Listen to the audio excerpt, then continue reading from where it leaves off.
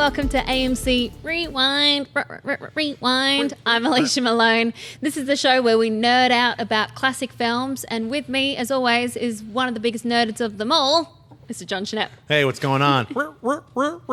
Rewind. Hey, guys, we're talking about records, right? Yeah, we're still working on our DJ act, as you can see. Drew McWeeny, lead film critic from HitFix, just celebrated your 25th anniversary here in LA. It's Congratulations. Thanks for coming back. Thank you very much. Thanks for having me. Yeah, it's always fun to talk to you guys. And this week with Jurassic World in cinemas, we thought we would talk about science fiction classics. So, Drew, when you think about science fiction as a genre, what are the kind of elements or themes which make a movie a science fiction movie? Well, I think for me, great science fiction is where you look at something very human, but through a filter that kind of gives you that one step removed bit of distance to talk about these things. It's the reason I love genre movies in general, is you get to kind of explore things, but without talking about them in such an on-the-nose sort of way. Mm-hmm. I think, and there's so many different eras. There's the 50s sort of cheesy, schlocky sci-fi that I love. That's more just fun stuff. And then I love what happened in the 70s when filmmakers started getting really serious about it and seeing it as a way to tackle bigger issues. And then, of course, we got then the blockbuster shift into giant spectacle, which is sort of its own thing. And certainly for readers of sci-fi since childhood, some of the giant canvas movies now are exciting just because we never thought we'd see these things. Yeah, it's like from 1902 when there was that La Voyage dans la Lune by Georges Méliès, and then to Ex Machina and Jurassic World. Science fiction have been around in film for so long. Schnepp, you love sci-fi movies. What is it that really gets you excited?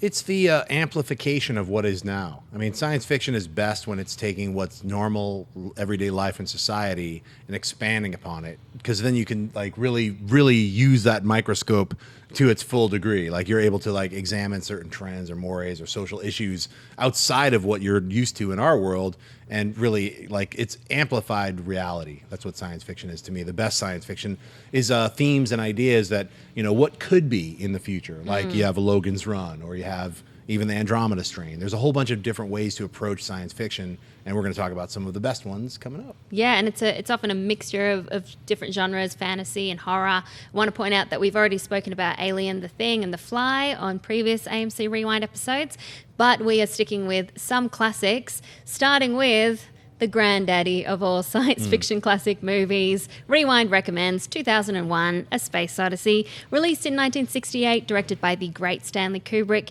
Hugely influential masterpiece about a journey to Jupiter after the discovery of a mysterious monolith. This is a classic because of the special effects and the use of sound over dialogue, the scientific accuracy. Huge, huge impact, didn't it, Schnepp, on filmmakers and filmmaking in general. Yeah, and also a cultural impact, because people started taking drugs and going to the theater to trip out to that weird, freakish ending that was just like a kaleidoscope of color. Literally, the ad campaign invited you to do that, which was, I think, maybe the first time a major studio ever tried that tactic, and boy, did it pay off. It paid off in a big way. It's like, if you can't, do what we're talking about, enjoy the film just regular style, but just watching it regular style, it really is an incredible film. Just the way it's put together in these little story arcs. Yeah, the 4 different acts. It was one of these films, Drew, that I saw, and the first time I was like, I don't know what I just watched. Yeah. And then as you watch it more, do you think it's just open to your own interpretation, or is there a correct way to watch this movie? Well, one of the things that I love about it is that it's rated G. It is literally a film that anybody can watch. I don't think there's anything about it that would be objectionable or that anybody could get upset about in terms of what you see on screen. But it tackles everything. It tackles the largest topics there are: birth and death and our place in the universe, and where we came from and where we're going. Yeah. And the idea that you can do that in a way that is almost beyond language, which I think is one of the really beautiful things about this. There's a whole sequence set on the moon with Haywood Floyd, where they're bringing him to look at things. You could take every line of dialogue out of that sequence, and it would be the exact same sequence. It's just sort of sound effects almost to Kubrick. It's as if we're watching it from this alien perspective. And I've always felt that Kubrick's best work feels like he's studying us, like bugs on a pin, basically, and has no idea how we work, but he's fascinated by us. He's just putting it out there for you to look at. I do think there is an answer to the movie, and I don't think it's I think people overthink the film to some degree, but I think then there's room to think about everything else that it raises. It's that rare film that gives you room to have 100% your own reaction, your own experience, and doesn't really try to impose on you what you should take away from it. It's crazy to think that it's rated G because Schnepp has one of the best movie villains of all time, Hal 9000. That's right. It's like, I'm sorry, Dave. Yeah. I was always bummed out as a kid when I first saw it. I was bummed, like, why is he taking Hal apart? I got like, it. He's trying to kill him, but isn't there a better way? Yeah, singing songs. Yeah, my kid didn't get that Hal was the villain when he watched it, and it was something he picked out and wanted to see, and used the rating as the argument. He was like, "It's G, you can't argue with me." Bam. I was like, "Well, you're kind of on point there," but he got really sad when Hal died, and I think there is something, despite what he does, I really feel that Hal's not a villain. Hal's just the collateral damage of evolution. Hal got smarter, and Hal had feelings, and Hal woke up, and we had to put him down for it. And it's a really terrible, sad ending for him. It's sad. I was going to say Hal is almost like Mother from Alien. Yeah. I mean, Hal is like that like, I'm a cold, unthinking creature, but I can kind of understand what you're, I'm siding with you, but I have no emotion. It's like that weird horror that we all are dreading with AI when it finally does happen. You're like, you're just faking emotions, right? Kind of. Head crack, It's so the, cold, emotionless kind of thing. But I think the movie, like what Kubrick was trying to get across at that ending, after all the, it's not a spoiler. You guys should have seen this. There's a trippy end sequence where things get really weird, but I don't want to boil it down to so simple, like life is a trip. But in general, it's like he's going through all the things that all of us go through through life, and just showing it with a different lens. It's just it's a remarkable piece about how we make jumps and how we make cultural or evolutionary jumps and how we change. And you can put 1,000 different names on what the monolith is. The whole point is it just represents that moment where we collectively step forward. Yeah. And the idea that this film is about that, it is the thing that I love most in good science fiction. There is an optimism even in some of the more dystopian moments, because you get a sense that human strength. Yeah, I think Kubrick believes evolution is not only inevitable, but it's the thing that makes us great, is that we do take those jumps. And you watch it now and you go, oh, they're using an iPad. Yep. And Hal's like Siri. I mean, it was ahead of its time. Yeah. So definitely watch 2001: A Space Odyssey if you haven't, with the sound up. Because the soundtrack, the score is awesome. All right, well, another sci-fi movie that Rewind recommends is, of course, Blade Runner from 1982, directed by Sir Ridley Scott. It's the film noir sci-fi thriller starring Harrison Ford as Rick Deckard, a Blade Runner who hunts down replicants, basically androids, and agrees to take on one final job, based on a Philip K. Dick novel, To Android's Dream of Electric Sheep. I say, Schnepp, the final cut is the one that people should watch. What would you say? Because there's several different cuts. As a Blade Runner enthusiast, witness my shirt that I wear right now. Yeah, that's right, guys. Soak it in. Tears in the Rain. Get that close-up, yo. Bam. Origami. I would say all of them. But if you had to start somewhere... do you like the narration, or do you like no narration? I like both aspects of it. I think the narration, even though it was added as an attempt to kind of clarify certain things, what that narration does is it adds a film noir aspect to it. It's not necessary. It feels a lot cleaner and open without it. So the final cut for me is definitely one to start with. But then if you enjoy it, go back and experience the different subtle changes that happen in some of the earlier, what director's cut or whatnot. There's like 4 different versions. So, if you get really into it, you can get really deep with it, and then like buy the Blu-ray that's got like extra 2, documentaries, which are I all would fantastic. Call one of the finest Blu-rays produced about any movie. I agree. An unbelievable. If you want to look at any film broken down as far as it can be broken down, I would say start there. Very It's pleasurable. amazing. Yeah, I mean, I watched every single special feature on the Blade Runner, special anniversary, whatever it was called. There was like 2 separate hour-and-a-half documentaries. There was like extra, shots from scenes, but from the different angles. It was like, it's if you enjoy film, and especially if you enjoy this film, it's a real treat. A lot of films don't get that kind of like treatment, unfortunately. Especially something like this. But Blade Runner is definitely in my top 10 favorite science fiction films of all time. I usually watch it once a year. I cannot help it. I'm drawn to this weird dystopian future, which is technically 4 years away. Yeah, 2019 in Los Angeles. In Los Angeles. Where are my flying cars? That's about all that's missing right now. I am a replicant. I know. Drew, I just want to pause this movie at any stage and then print out the shot, because it's so beautiful. It is, along with along with Raiders of the Lost Ark and The Road Warrior, it is one of the 3 most imitated films of the 80s, and I would argue probably more so than either of the other 2. Everybody ripped this movie off from the moment it came out, which was crazy because it wasn't a hit. It taught me a lot about adaptation, just in terms of when you read Philip K. Dick's novel, radically different piece of work that only barely touches on the same themes or ideas. This is a reaction to a book more than it's an adaptation of one. It's screenwriters who took that as a jumping off point and then wrote something very different. And I agree with you. I think the final cut is if you're going to show somebody the movie and you want to wow them, you show them that because of the sort of polished perfection of that final cut.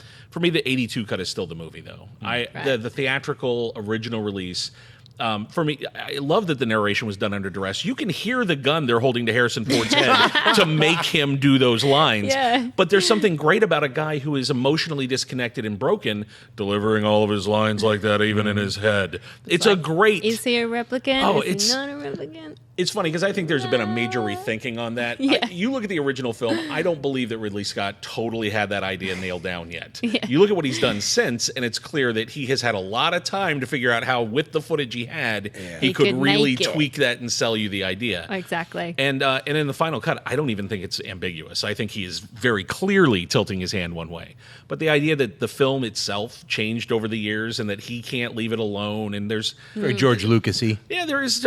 You always wonder about the one film that sticks in these filmmakers' craw, the one thing they can't take their hands off It could of. just be better. What is it about that one thing that they can't stop And touching? I don't think it's for money either. I think he really just wants to make it as perfect as possible. Yeah, it's an evolution of thought. He just absolutely kept thinking about it and wouldn't let it go, which is fascinating to see. Well, I'm excited to see Blade Runner 2, whatever it's going to be with Ryan Gosling. Or Denis Villeneuve. Yeah, it's exciting to me, and also I'm not afraid of it because I'll always have Blade Runner. Exactly. It's when you have these sequels that are made like 20, 30 years later, sometimes you get an incredible film like Road Warrior, Fury Road, which I can't stop seeing in the theaters. It's incredible. So good. Five times. Yeah, right. Oh, well, you got me beat on that. But Bang Blade Runner is one of those films that I can honestly say I've lost count after 30 times of seeing it. Yeah. I mean, it's such a beautiful film. And it's also like it just rings true on so many different levels, not only just in like, someone trying to find out what is being human. What is it when you draw the line? How do you draw the line on what it is that being human really is? 2001, and then jumping to this film where you basically have like living HALs everywhere. It's like, but doing your work, being service droids, being service humans. I mean, what is it that what do we differentiate with a human being? Yeah. I'm the just curious to see Turing what test. 2049 looks like in that world. What 30 years later looks like in the Blade Runner world, because in this movie, we're leaving the planet in droves. The only people left behind are the trash at this point, the people that they don't want. So what 30 years down the road, is Lots the planet of any rain. better? Is the planet any worse? Yeah. I hope they answer some of the bigger questions about the world and not just do another movie about replicant hunting. Yeah. I hope they remember that they painted this beautiful portrait of what the world looked like at that point. Expand it now. I'm surprised at how well the film actually came out because the film was made under such duress. If you look into how the film was made, Tough shoot. Ridley Scott was fired off the film and was off the film for like a couple weeks. I mean, Harrison didn't have much fun doing it. Oh no! So I mean, Yeah. it's really it's that it came through that firestorm to actually become. And I remember when it came out, I was a little kid and I was like, can't wait to see Han Solo shoot some lasers. Oh, I don't understand this adult stuff. Oh, I didn't get it. None of my friends even got to see it because it was R, which was for Harrison Ford. It was a major change up. He'd only been our movie star until then. Right. And I remember being one of the few kids that talked their parents into it. Yep. And then afterwards trying to have conversations, and the other kids were just like, I don't know what you're talking Like, I about. don't That know sounds what went crazy. on. All right, we'll definitely watch Blade Runner. Nexus 6? I don't understand. Particularly before the sequel comes. Definitely watch the first. All right, well, let's get quickly to our anniversaries. The film's celebrating 20 and 30 years anniversaries this week. So 20 years ago, Congo came out, action-adventure film, loosely based on a Michael Crichton novel of the same name about intelligent apes and laser guns, directed by Frank Marshall, starring Tim Curry, Laura Linney. Not the best critical response to this one. Pocahontas also came out 20 years ago, the Disney animated musical about a Native American woman named Pocahontas. It made $346 million worldwide, got 2 Academy Awards for the music. Drew, what do you remember about either of these films? I mean, Pocahontas felt like it was the last of that wave of big Disney movies where it all worked, where they got all of it right, where people responded Like the the right way. princess movies. Well, it was from Little Mermaid to Pocahontas. It was the musical phase where they rediscovered the idea that they were making giant movie musicals. the premiere of this thing at Central Park was it's one of the biggest events Disney's ever thrown or ever will throw. They took over all of Central Park and they showed it on multiple screens, and it was crazy. But that's how big those musicals have become by that point. And Congo, I think, just proved that you can't just buy everything Michael Crichton wrote and assume it will be a hit. Like Jurassic Park to this. Everybody went crazy after Jurassic Park and started buying everything on the shelves. And I remember all the interviews where Frank Marshall said, we were waiting for the technology to catch up to make Congo. No. No, they didn't wait long enough, and no. Congo just did not work. It's like not even a movie. Oh, it's bad. It's a bunch of people standing around a weird set. I just remember it's like, what is this movie? It is almost like a pulp adventure story, but with minus no feel the pulp. with no feel for pulp. It's the where's Doc Savage? thing. Yeah, it's like, where's the hero in Congo? It's like, oh yeah, I don't know. Well, 30 years ago, Rewind remembers that Prizzy's Honor came out. This is a gangster comedy film directed by John Huston, starring Jack Nicholson, Kathleen Turner, and John's daughter Angelica Huston, who won an Oscar for this performance. And critic Pauline Kael at the time said it's like The Godfather acted out by the Munsters. Schnepp, have you seen the movie? Do you remember much about it? I loved Prizzy's Honor when it came out. I think I saw it 3 times in the theater. It was so much fun. And it was about murderers, but I enjoyed it. It made me mad the first time I saw it, and I think it was entirely because I had a crush on Kathleen Turner, at that age, and she doesn't end well necessarily in the movie. So it's one of those things where I had an emotional response that I didn't want and stormed out angry, and then went back and saw it again because it is great. Yeah. And over time, it's become one of those movies I return to over and over. It's got a great ear. And it's a really weird dark comedy. For Nicholson in particular, he gets to play maybe the dumbest person he's ever played in his career in this film, and he's glorious at it. His dumb mafia guy is a thing of beauty. It's a very special movie. The people should definitely check it out. All right, well, back to our theme of sci-fi classics. Our hidden gem, Rewind reveals 12 Monkeys, directed by the great Terry Gilliam, came out in 1995, starring Bruce Willis as a prisoner from year 2035 who's sent back in time to stop a plague. Also stars Madeline Stowe and a very crazy Brad Pitt, who got an Oscar nomination for this movie, based on the short film La Jetée. Now, Schnepp, I know you love Terry Gilliam, you love Brazil. What are your thoughts of 12 Monkeys? Well, it's funny. La Jetée, film by Chris Marker, my dad took me to go see it when I was like 6. And I remember seeing that. It's just a series of still photographs. That's how the movie is told. And I remember it had an impact on me. And then years later, this film came out. I loved this film when it came out. This is one of those like Terry Gilliam middle ground. Like, there's a bunch of films that he's made that are not good, and there are films that he made that are incredible. And this one's right there, almost incredible. It's like we were talking about before the show started. Like, when it first came out, I was like, oh, it was a good Terry Gilliam film. But now, in contrast to some of the other ones, it's like this one is a classic, or one of the better ones, just because in relationship. Brad Pitt, his acting in this film is so fun. It's so much fun. Right. That was the year that was the year we learned he could act, because it was this and Seven, and and for both of them it was like, oh, I get it now. Look at that guy. He's not just a hunk. He's not at all what I thought he was. There's a freak living in there. Yeah. That's right. Fantastic. It really was for him a turning point. It's funny. The last time I was here, we talked about Unforgiven. This screenplay is also by David Webb Peoples and his wife Janet Peoples, and is, I think, their best piece of work that's been produced. I think as a screenplay, 12 Monkeys is brilliant because it is a romance, it is an adventure, it is a horrifying dystopia that it paints of what the world might be, and it does it in a very dreamlike way. It's also one of my favorite Bruce Willis performances. I agree. Bruce 100%. He has to care before he'll show up and actually give you something. Yeah. It is so clear how much he cares in this one. And Cole, the way he plays him as this little boy who's basically never seen a real world and who was suddenly plunged into it in the sensory overload of it, that's not an easy thing to pull off and play all the levels of. And he's phenomenal in this movie. Yeah, I just rewatched this recently, and it does create the world so well. And I love the non-linear storytelling of it. It also has Bruce Willis in a wig and a Hawaiian shirt. Right. It's something that people should definitely check out. That's right. Yeah, it's a fantastic science fiction film. I would say that as much as I love Terry Gilliam, and I do for years, I've said that Brazil is one of my 2 or 3 favorite movies. I would say that this is his best movie. This is in every way a film start to finish that you could show to anybody and they would get. I agree. Even Fisher King, I think, is a rougher sell than this in some ways because it's so naked and raw. When you said David Peoples, he also did a rewrite on Blade Runner. Mm-hmm. His daughter came up with the word replicant. His daughter came. He's an amazing writer, and that's the thing is I don't know if he's ever fully gotten his due, but it's funny that you keep picking movies, not even realizing that he's the common thread David here. Peoples, But he is.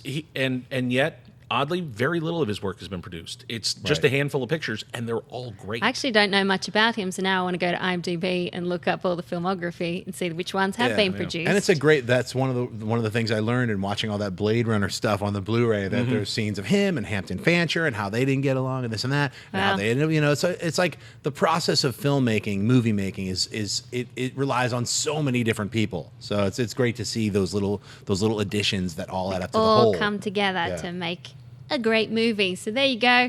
Rewind recommends some sci-fi classics: 2001: A Space Odyssey, Blade Runner, and 12 Monkeys. You can let us know which are your favorites below in the comments because we love to chat to you. Make sure you share the show with your friends as well. John Schnepp, now's your time to do your plug because you've got a movie. I want more life. Father? That's one of the things that's changed in the final cut, which I don't agree with.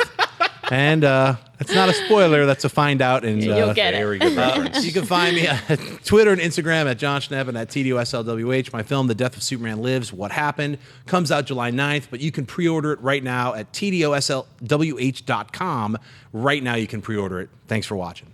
And Drew McWeeny, where can people find you online and HitFix? I am Drew at HitFix on Twitter, and I am at HitFix daily on my motion captured blog, where you guys can, this week, help me celebrate my 25 years in LA. Yay! I can't wait to read your stories, and thanks so much for coming back. Oh, my pleasure. You're one of the most knowledgeable people I ever know, so I always appreciate just sucking all the learning from these guys. You can find me on Instagram, Twitter, Facebook at Alicia Malone. See you next time for AMC Rewind. I'm still going to do it. Bye!